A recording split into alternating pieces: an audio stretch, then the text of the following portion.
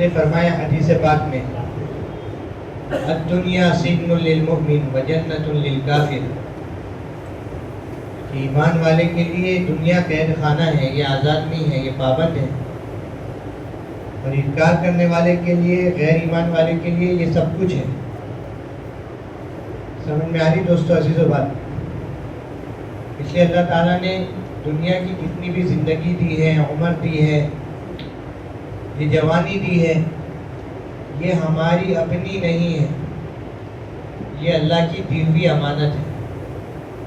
اس لیے ہم جیسے چاہیں ویسے نہیں گزار سکتے، اللہ جیسا چاہے ویسے اسے گزارو۔ سمجھ میں آ رہی بھائی بات؟ اس لیے کسی کے انتقال کی خبر سنتے ہیں تو کیا پڑھتے ہیں؟ انا للہ و انا الیہ راجعون، کہ ہم اللہ ہی کے پاس سے آئے ہیں، اور کس کے پاس لوٹ کر جانا ہے؟ بولو، اللہ کے پاس۔ یہاں رہنا نہیں ہے۔ اللہ نے آخرت کے بارے میں فرمایا ہی دار القرار، کہ قرار کی جگہ کون سی ہے؟ قرار کی جگہ آخرت ہے، اور قرار کی جگہ اور ہمیشہ رہنے کی جگہ آخرت ہے۔ دنیا قرار کی جگہ نہیں ہے۔ اس لیے اللہ تعالیٰ نے فرمایا تلک الایام نداولها بین الناس، کہ دنیا میں ہم دنوں کو بدلتے رہتے ہیں۔ آج کا غم ہے، کل کی خوشی ہے، بات آ رہی سمجھ میں؟ آج کی راحت ہے، کل کی پریشانی ہے، یہ دنیا ہے۔ اس لیے ہم دنیا میں آزاد نہیں ہیں، ہم دنیا میں پابند ہیں۔ اس لیے حضور صلی اللہ علیہ وسلم سے فرمایا کہ آپ لوگوں کو اچھی طرح سے یہ بات سمجھا دیجئے،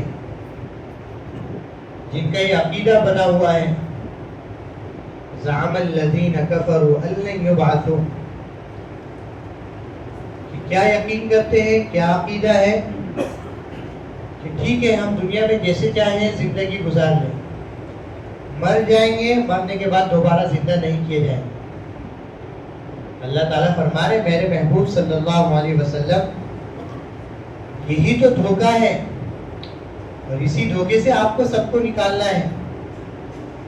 آپ کہیے، قسم کھا کر کہیے، تاکید کے ساتھ کہیے، تاکہ لوگ اس دھوکے سے نکل جائیں۔ قل بلا وربی، میرے رب کی قسم، میرے پروردگار کی قسم، لتبعثن ثم لتنبؤن بما عملتم وذلك على الله يسير، کہ تم سب کو مرنے کے بعد دوبارہ زندہ ہونا ہے، اور اللہ کے پاس جانا ہے، اور اللہ کے لیے مرنے کے بعد دوبارہ زندہ کرنا، جیسا پیدا کرنا آسان ویسا دوبارہ زندہ کرنا آسان۔ اللہ کے لیے کوئی مشکل نہیں ہے۔ تو تمہیں ایسا لگتا ہے تم تو مٹی سے بنے ہیں اور مٹی میں ملا دیے جاؤ گے، اور مٹی سے اللہ زندہ کریں گے تمہیں۔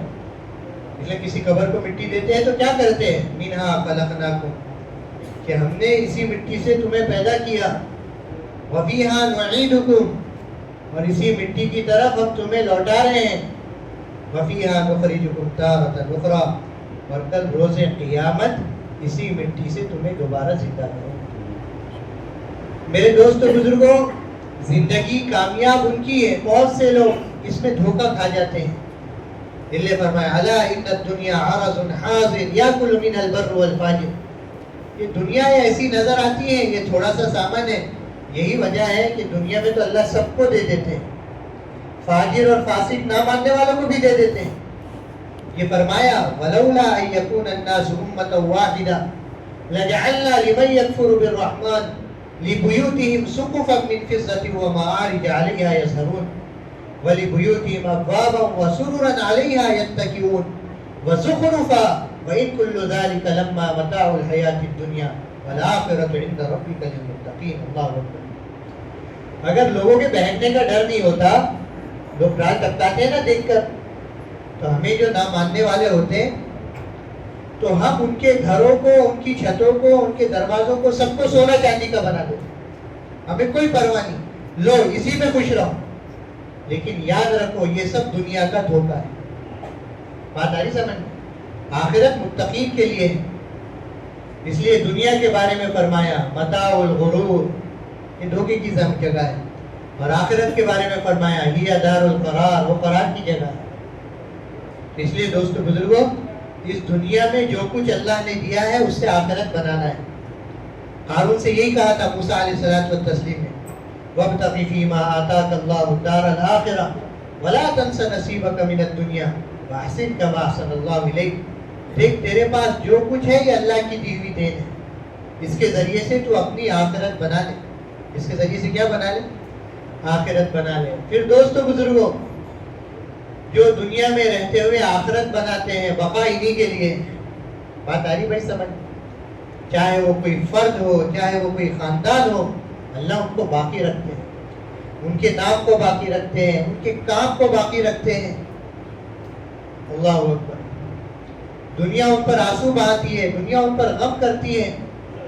اللہ تعالیٰ نے پورا ایک خاندان، ابراہیم علیہ السلام، اسماعیل علیہ السلام، بی بی ہاجرہ، اللہ کے لیے جو قربانیاں دی ہیں، وَإِذِ ابْتَلَىٰ إِبْرَاهِيمَ رَبُّهُ بِكَلِمَاتٍ فَأَتَمَّهُنَّ قَالَ إِنِّي جَاعِلُكَ لِلنَّاسِ إِمَامًا۔ ابراہیم علیہ الصلوۃ والتسلیم مختلف ادوار سے گزرے ہیں، مختلف امتحانات سے گزرے ہیں، مختلف آزمائشوں سے گزرے ہیں۔